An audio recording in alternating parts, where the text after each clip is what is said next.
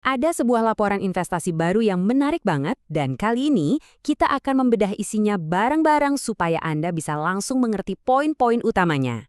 Oke, kita mulai dari pertanyaan yang paling penting yang mungkin ada di benak banyak investor saat ini. Apa benar harga emas bakal meroket?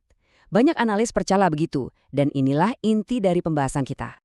Nah, menurut sebuah laporan baru dari Indo Premier, ada satu perusahaan tambang namanya Merdeka Gold Resources yang katanya nih berada di posisi yang pas banget untuk memanfaatkan momentum ini. Dan mereka nggak main-main, mereka langsung memberikan sinyal beli yang kuat dengan menaikkan target harga menjadi Rp9.000. Ini artinya ada potensi keuntungan yang signifikan banget dari harga sekarang.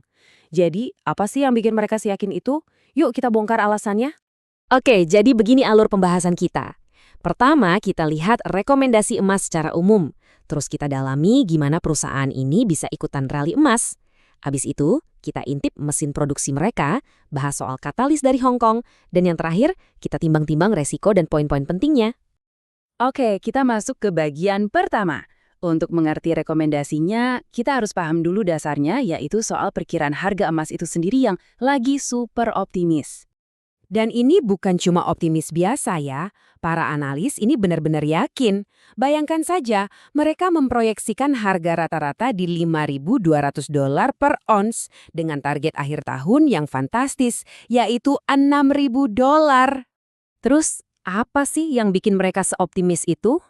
Laporan ini menunjuk pada 3 pendorong utama. Pertama, bank-bank sentral di seluruh dunia lagi getol-getolnya memborong emas.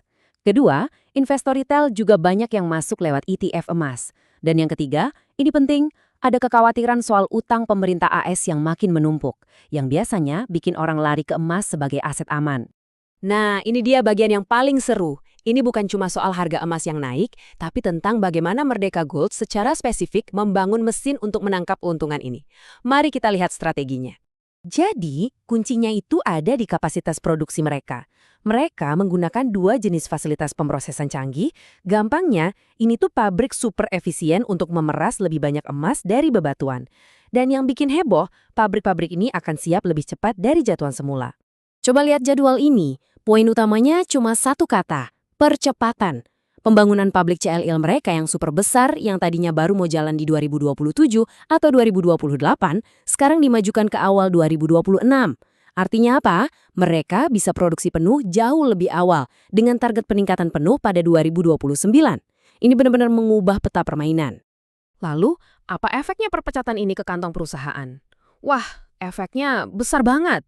Saking besarnya, para analis sampai harus merombak total proyeksi keuangan mereka. Coba deh lihat angka-angkanya. Lihat saja perubahannya.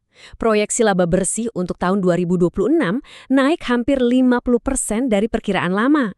Dan untuk 2027, naiknya gila-gilaan, 86%. Ini bukan kenaikan biasa. Biar lebih kebayang, kita lihat angkanya ya. Proyeksi laba bersih yang baru untuk 2026 sekarang ada di angka $144 juta. Dan hanya setahun setelahnya, angka itu diprediksi melonjak menjadi $244 juta. Ini adalah lompatan profitabilitas yang masif. Tapi tunggu dulu, ceritanya belum selesai di situ. Selain produksi yang gila-gilaan, ada satu kartu truf lagi yang bisa bikin harga sahamnya makin terbang. Perusahaan ini sedang menjajaki sebuah langkah strategis, mencatatkan saham mereka untuk kedua kalinya, tapi kali ini di Bursa Saham Hong Kong. Dan ini bisa jadi pendorong nilai yang sangat besar. Jadi, kenapa ini penting? Gini, Bursa Saham Hong Kong itu ibarat kolam yang jauh lebih besar, dengan lebih banyak investor. Pencatatan di sana berpotensi memberikan valuasi yang lebih tinggi bagi perusahaan. Dan yang menarik, secara historis ketika ini terjadi, harga saham di pasar domestik juga ikut terangkat.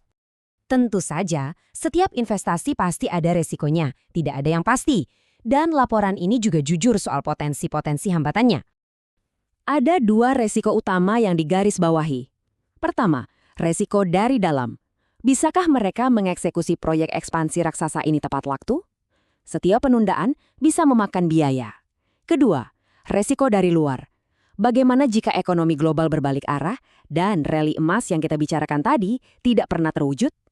Nah, ini dia kesimpulannya. Meskipun ada resiko, tesis inti dari Indo Premier seperti yang bisa kita baca dari kutipan ini adalah bahwa Merdeka Gold berada di posisi yang tepat pada waktu yang tepat untuk menangkap peluang emas ini.